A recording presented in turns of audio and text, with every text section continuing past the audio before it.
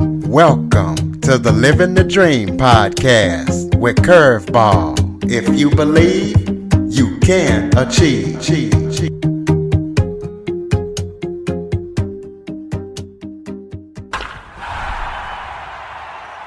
Hello and welcome to another episode of Living the Dream with Curveball.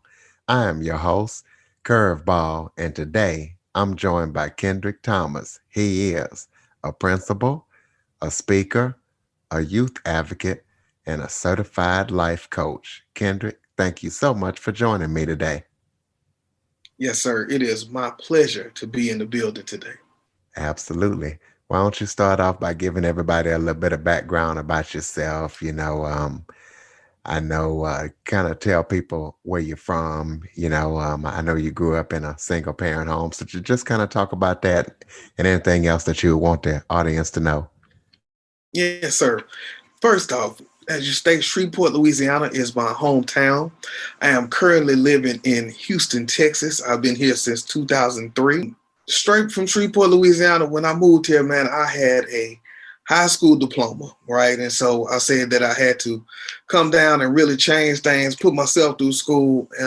Started as a paraprofessional in the educational system, teacher's aide, and then ended up right now assistant principal of elementary school. Man, I've done from football coaching to just teaching English, teaching reading, just doing things that I really loved and wanted to do. So that's been my focus last few years. We got the podcast going, the KTTV. So we started that out of a tragic place. I love to expound on that. But that's pretty much me in a nutshell, man. Just working, trying to change the world one student at a time. Absolutely. And we will touch on that tragic place. But first, tell everybody what it was like for you growing up and what fueled your passion to want to help the world one student at a time. Mm-hmm. I think about the students when I was a teacher. I worked with students who were emotionally disturbed, coming from broken homes or very violent and aggressive, and when I think about my background, my mother was arrested and did 5 years in prison in armed robbery. And of course, from being in Louisiana, St. Gabriel down south is a real place. And so while she was doing that, of course, we stayed with grandma, and we got that kind of upbringing. But mom came back at probably around 7th grade, man, and life changed again drastically. She was real young. She's only 15 years older than me. And so then as she was growing up, I was growing up, and the things that we were going through. And I remember being about 9 years old. I told my grandma I wanted to be a high school English teacher because at school, and that's what I talk about with the kids, that was my getaway. When things were rough, I remember in 3rd grade, I wrote a poem called Life Is. And it's the book in Louisiana that go through all the schools called the Seedlings book. And so I got a poem in there, and we talking, man, 8 years old about life. And so that's how, I was trying to get it all out. So growing up was kind of crazy because mom just was growing up at the same time. And so it was a lot where I ended up being the caretaker for my brothers and sisters because she worked from 2 to 10:30. And, that's how latchkey and how our students are these days. Where mom is at work that whole time. And so that put a lot of responsibility in me, but also a lot of leadership. We owned the neighborhood candy house when I stayed with my grandma. So that put the business side in me. So just a lot of pieces that contributed, man, all back to wanting to give back as I overcame the stories that I made it through. So, yes, St. Gabriel is a real place. So is Angola. And it Yes, sir. sounds like you gained a lot of strength from your grandma and she kind of instilled some values in you.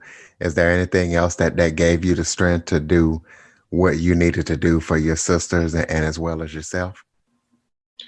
Man, I will be honest to say, growing up with them, I really don't know how much of it I was able to use for my brothers and sisters. For them, man, I don't know what it was that kicked into me. For instance, Mom would give me $20, right? And I remember the list so vividly in my head of just like the sandwich meat, the snack case, the chips, these things that we would eat. I mean, for the week. And so just thinking about that, I think, man, that just was learning just what you got to do and doing what you have to do, man. Something kicked in. So I had to become, like I said, a lot more mature. And so really, when I got the grandma in them house, man, that was the time when I was able to be a kid. So we didn't even have too strong of a conversation. But besides their house, because my granddad would come pick me up on Saturday mornings because they tried to make sure that I was in church. And that was a big part of it, because I was fortunate enough to have my grandma, my great grandma, and my great great grandma alive at the same time.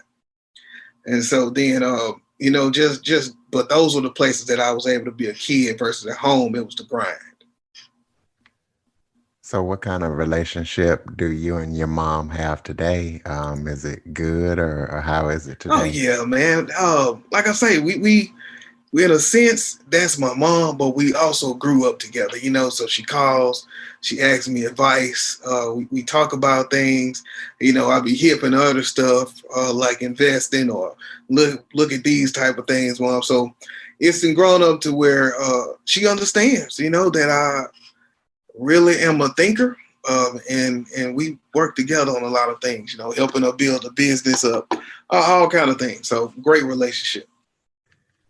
Well, it's good to hear that she's doing great now and got things turned around. Yes, sir. What made you go from a teacher to becoming an assistant principal? Man, it's all about affecting change, right? And so when I look at how do I affect change in the educational system, inside of my classroom, I really only can affect maybe the teachers that I teach with or either the students and parents that are inside of my classroom. And so I need to have a bigger scale. And so when I got the opportunity, because I started teaching at this school in 2013, and it's the same school I've been administrator at since 2016. So great family that's been going on. But when I started, I wanted to be able to just reach out to more people, to implement more things at a grander scale, which was, hey, that was push me, man. I got the call, got the interview, and everything worked out from there. But it's all about taking that 35-person reach to a school of 800 kids and 100 teachers reach. So, what do you feel the state of the education system is in today, good or bad? What's your thoughts on the educational system today versus maybe when you were going to school? Now, when you say, are you talking about during COVID or without the COVID? Both, Both. because Hey. all of us are part of it. We now have COVID, so both. Yeah, man. Well, I would say without the COVID, depending, and it's really dependent on resources and administration. But from speaking from my experiences, man, the way that their kids are learning to be more problematic solving, learning more about science, technology, engineering, and math. This is what's preparing our kids for the future. And so if you have a Title I school, which is a lot of the population on the free and reduced lunch, then to bring in those resources to teach these kids is awesome, man. And so for me, I think that is the way that education is going. And if so, I feel better because that's how we are evolving and equipping kids. Because if school was the same as when I was in school, it would be a problem, right? Because nothing is really the same. So then I'm glad to see that changing. On the flip side of that, I still believe that schools still breeds workers instead of owners and entrepreneurs. So then I want to see more of that, which I'm starting to see in my district. We just opened up a career center. And so a lot of times you can have maybe an associate's or you can get a lot of practice in that field that if you want to be able to start your own media firm or start your own editing company or nursing, you want to go into that, you can be able to do that as you graduate high school. So glad to see those type of things, but we still got work to do, brother. We still got work to do. And as far as with this corona, we're seeing a big light or a spotlight on the haves versus the have-nots, right?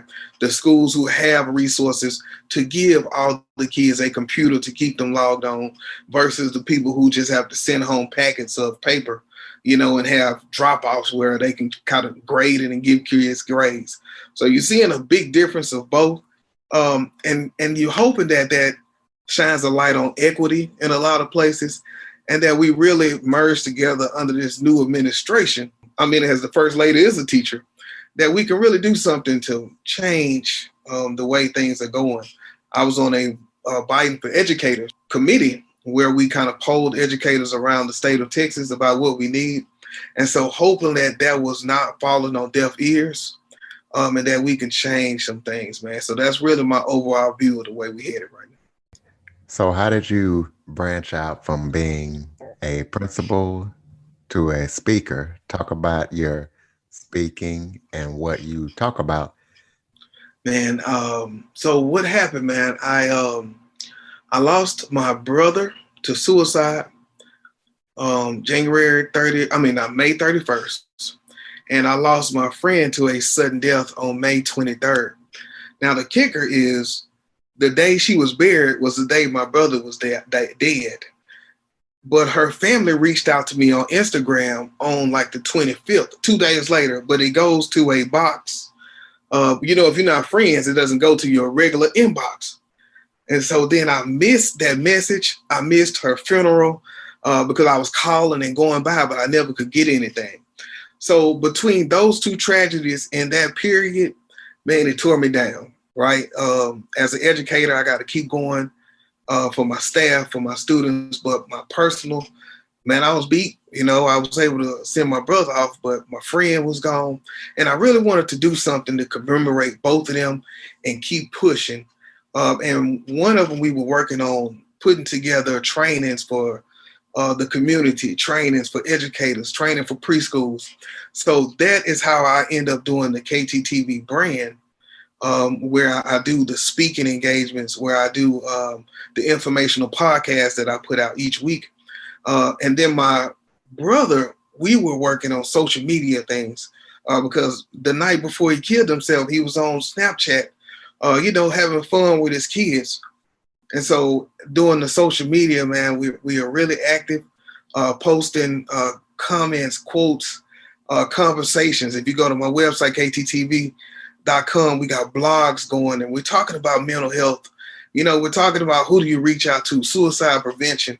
And so that's really some of the highlights and the work that I'm trying to do through the KTTV brand, as well as speaking. On top of speaking engagements to students as well. So I like to talk to them about, following your dreams. Once again, understanding it's okay to be a worker, but how do you gather those skills to one day be an owner? And it starts as early as elementary. So that's what we talk about, brother. So, how did you come up with the name of your company? Is there a special meaning to those letters? Man, that really no. I wanted it to be very frank and direct. I want you to know what it is. And so that's why I put the KTTV. And so I end up being able to not being able to get like KTTV because it was taken by a station in California.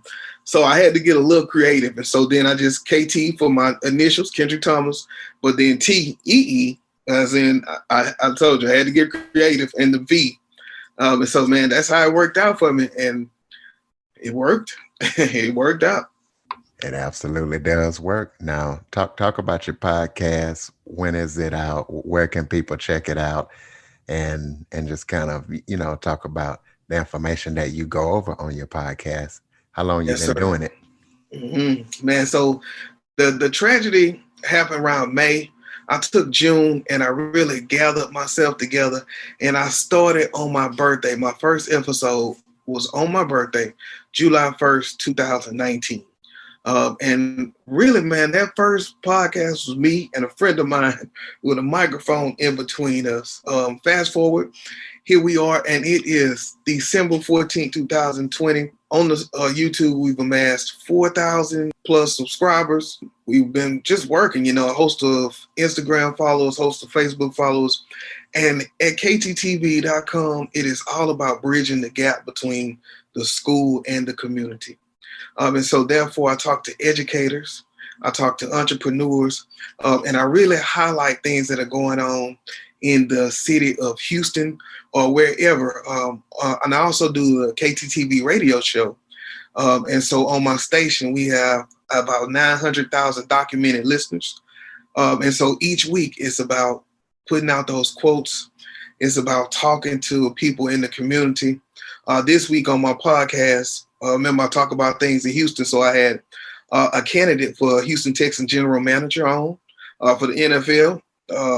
And on my podcast, he was on the podcast, and then on the radio show on Sundays, I had one of the presidents from the NAACP down here in Brazoria County.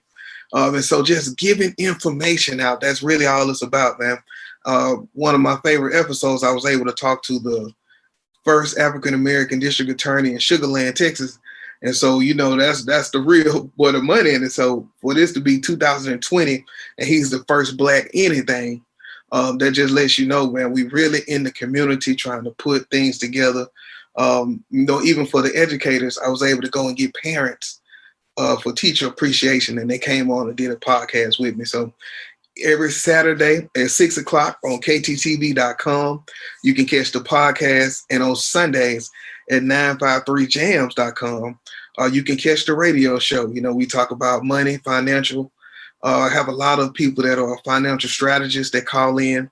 We got digital marketing strategists that call in. So much wealth that if you want to start a business, you want to invest in stocks, or you want to feel good, we're going to get you there, brother.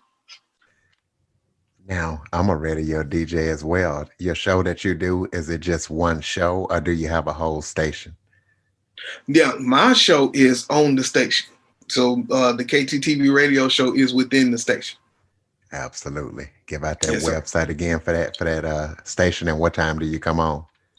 Yes, sir. So for the podcast, the Daily K podcast, it's on YouTube. Or you can catch us on audio. Just search KTTV and we'll pull up in Apple, Pandora, or Spotify. So all that airs Saturday on kttv.com at 6 p.m. And the radio show is on 953jams.com, or you could download the Waze or the TuneIn app. Or you can just follow me on my social media as I try to live stream the show. Sometimes I do the repost on YouTube. But that is on Sundays, every Sunday, 3 to 5 Central Time. Absolutely. So y'all make sure y'all check out KT and the big things that he's doing. Is there any other topics that we haven't talked about that you would like to talk about? Man, I think we covered the basis. The biggest thing is I just want people to take care of their mental health, man. If nothing else, if I can get that across, invest in yourself and take care of your mental health. Those two things are very important as we go into 2021. I do have a TED Talk that should be coming up soon, and a few magazine interviews that I'm looking forward to sharing out publicly, nationally. So just big things coming, but it's all because I made a decision to invest in myself. And so hopefully through this conversation, we can encourage somebody else to take their leap and start your business. Absolutely. That's what it's all about. Now, real quick before we go, do you remember that poem that you were telling me about that you wrote in the third grade? Man, I do not remember it. And I will tell you, it is in a safe spot where it's been for about 10 years at my mom's house, man. But I do not remember it, man. But it was very short. But like I say, that was when my mom first left for jail. And so it was deep, brother. Obviously, it was deep. Like I say, it made the book all across the state of Louisiana. Absolutely. I was going to have you to break it off, but Hey, that's cool, man. though. But y'all make sure y'all check out Kendrick Thomas and the big things he's doing. Kendrick, I want to thank you so much for joining me today. Man, it was my pleasure, man. Thank you. For more information on the Living the Dream podcast, visit www.djcurveball.com. Until next time, stay focused on living the dream.